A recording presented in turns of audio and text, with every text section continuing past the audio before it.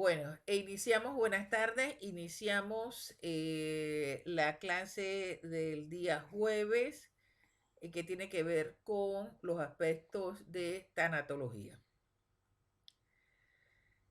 La medicina legal lo que estudia es el efecto que produce la muerte sobre los cuerpos humanos. Y los encargados de determinar las causas de la muerte son los médicos forenses a través de una autopsia.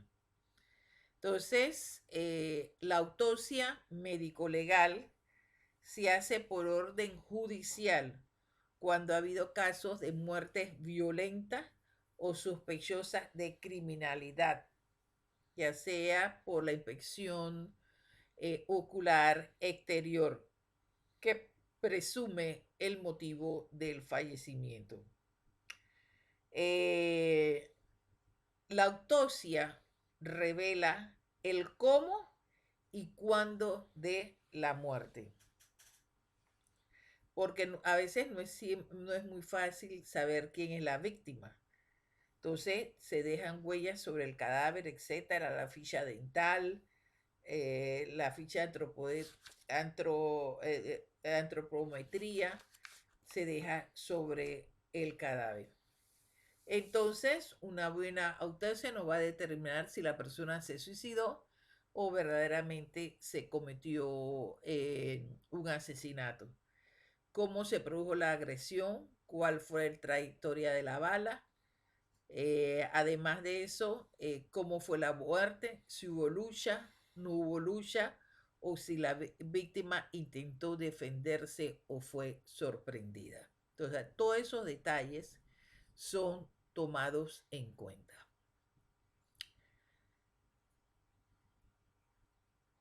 ¿Qué se toma, por ejemplo, cuando nosotros vemos en los periódicos? Por eso es importante las noticias, no simplemente saber quién es, sino cuáles fueron los procedimientos y pasos que tuvo la víctima para determinar su muerte.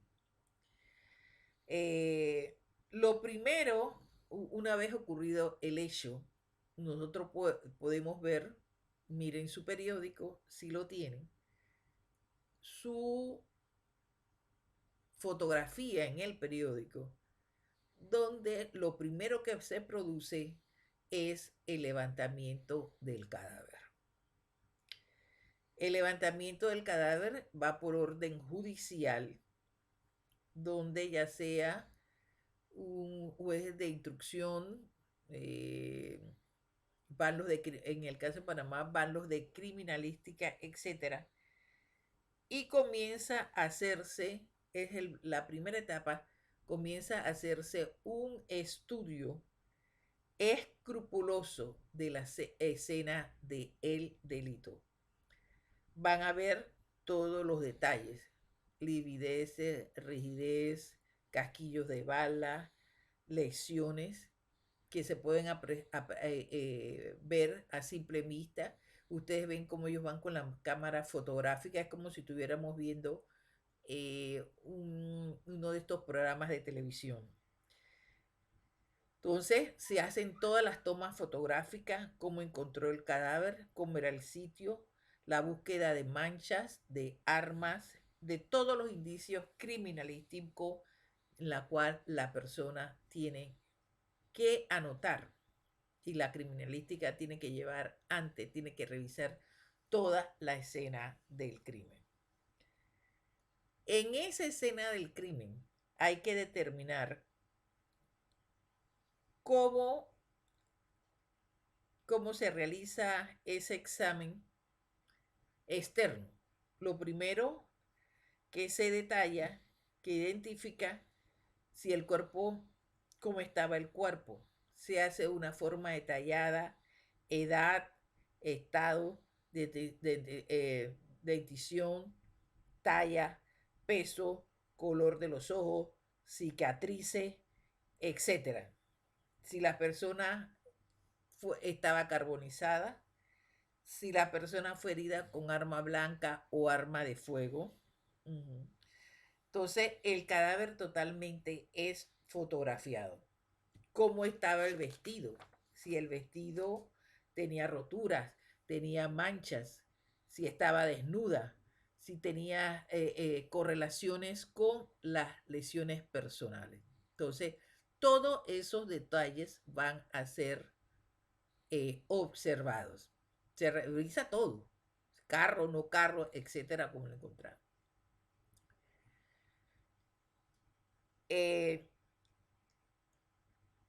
Cuando llega donde el forense, después eso también va a ser revisado y también va a ser revisado si, por ejemplo, se encuentran cuerpos desnudos, se toman todas las fotografías, se ven todas las anomalías, todas las heridas, todas las lesiones, todas las formas, el color, las trayectorias, las características, para recabar todas las incidencias.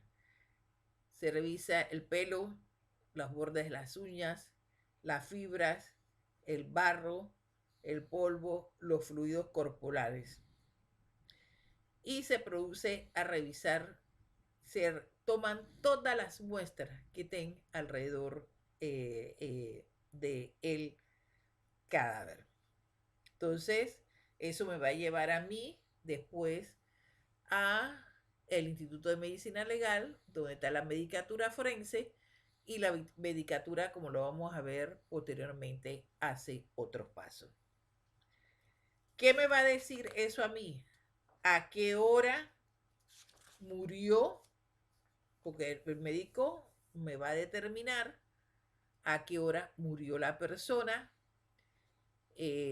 cuáles fueron los procesos biológicos que ocurrieron en ese momento cuando se encontró la persona por la descomposición del cadáver. Y que muchas veces por esa descomposición me dice a mí las veces del cronómetro de la muerte. El cuerpo humano tiene una temperatura de 36.6 en adelante y después de acaecida la muerte, hay comienza a bajar la temperatura corporal. Se comienza a enfriar el cuerpo humano y en medio hay que ver dónde se encuentra el cadáver. Si se encuentra en un lugar caliente o si se encuentra en un lugar de enfriamiento donde la temperatura es baja. La cantidad de grasa que tiene una persona también influye en determinar la pérdida del calor, porque va a ser más lento del calor de la persona. Se dice que el lugar donde de último se baja la temperatura es en las axilas. Y el enfriamiento ocurre entre las 18 y 20 horas de antigüedad de la muerte. Entonces comienza ese enfriamiento del cuerpo humano. Cuando se produce la muerte, cesa la circulación debido a la gravedad, etc. Y se desplaza la misma hacia los planos inferiores.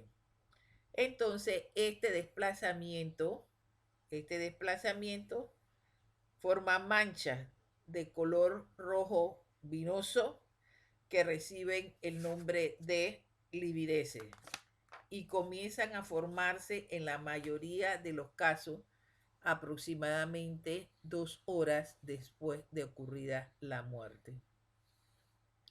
Entonces, es importante el estudio de esta lividez porque me van a informar del tiempo transcurrido en la muerte y me van a determinar si el cuerpo ha sido movido algún tiempo después de producida la muerte.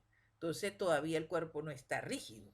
Así que por eso que ustedes ven la gente corriendo con los muertos por ahí en los carros para irlos a tirar a otro lugar, porque todavía los muertos se pueden mover.